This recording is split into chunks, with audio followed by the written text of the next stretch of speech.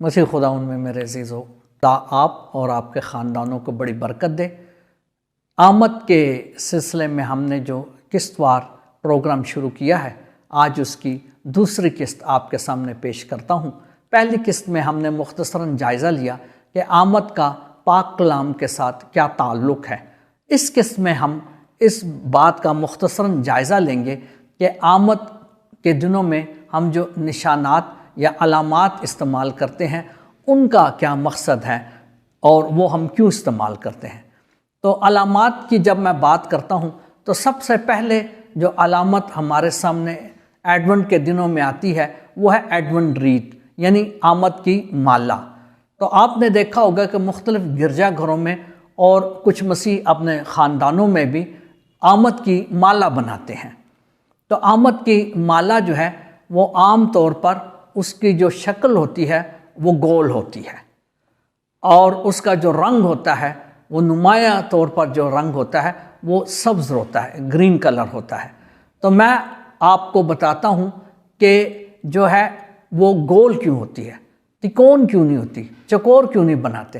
گول اس لیے ہوتی ہے کہ ہم آمد کی مالا کے ذریعے یہ پیغام دیتے ہیں کہ یسوع مسیح الفا اور اومیگا، اول اور آخر، آج اور کل، یعنی جس طرح اس کا کوئی سرا نہیں ہوتا، گول کوئی سرا نہیں ہوتا، کوئی ابتدا کوئی انتہا نہیں ہوتی، اس لیے ہم اس کو گول شکل میں دیتے ہیں کہ یہ اس حقیقت کا بیان کرتی ہے کہ جس طرح اس گول دائرے کا کوئی اختتام نہیں، اسی طرح یسوع مسیح جو ہے وہ ہمیشگی کے بادشاہ ہیں، اس لیے یہ گول ہوتی ہے۔ آپ نے دیکھا ہوگا کہ نکاح کے وقت جو دلہا اور دلہن ہوتے ہیں وہ بھی ایک دوسرے کو رنگ پہناتے ہیں جو کہ گول ہوتا ہے، وہ بھی اسی لیے رنگ پہناتے ہیں۔ رنگ جو ہوتا ہے وہ اسی بات کی علامت ہے کہ اس کی کوئی انتہا نہیں ہے، اس کا خاتمہ نہیں ہوگا۔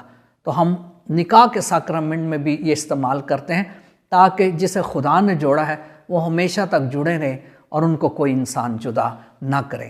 سبز رنگ اس لیے ہوتا ہے کہ سبز رنگ جو ہے وہ فریشنس اور زندگی کی علامت ہے، تازگی اور زندگی کی علامت ہے۔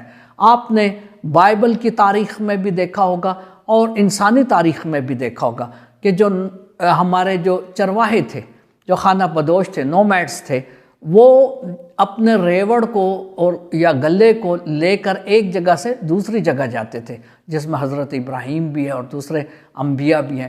وہ کیوں؟ وہ اس لیے کہ جب وہ دیکھتے تھے کہ جہاں سبزہ ہے وہاں پر وہ بسیرا کرتے تھے، کیونکہ جہاں سبزہ ہے وہاں پانی ہے اور پانی زندگی ہے۔ یسوع مسیح نے بھی یہی کہا کہ میں زندہ پانی ہوں، جو مجھ سے پیے گا وہ پھر کبھی پیاسا نہ ہوگا۔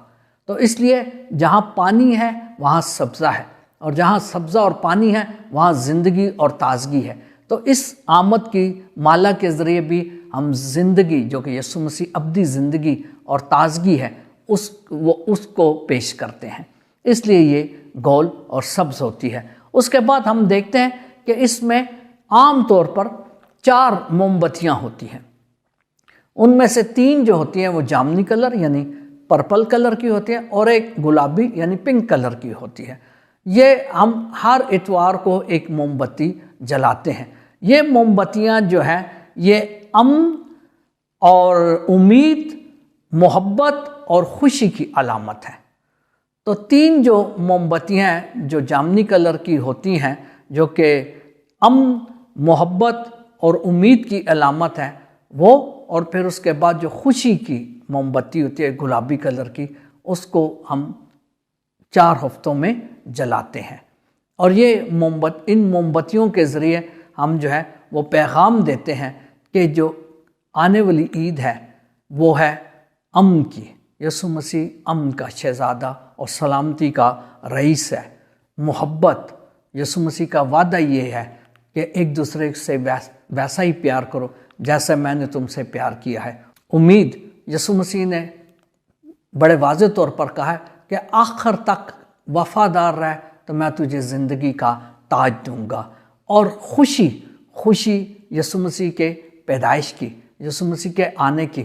جب خداوند یسوع مسیح کسی کی زندگی میں، کسی کے خاندان میں آ جاتا ہے تو اس میں خوشی آتی ہے. جیسے زکئی کا خاندان تھا، جب خداوند یسوع مسیح اس کے گھر میں گئے تو زکئی خوش تھا، اور یسوع مسیح اس سے فرماتے ہیں کہ آج تیرے گھر میں نجات آئی ہے. جیسے خداوند یسوع مسیح کو مقدسہ مریم اپنے پیٹ میں لے کر الزبات کے پاس گئی تو لکھا ہے کہ الزبات کے پیٹ میں یوحنا استباغی جیسے ہی اس کے کانوں میں مقدسہ مریم کے سلام پہنچتا ہے تو وہ خوشی سے اچھل پڑتا ہے.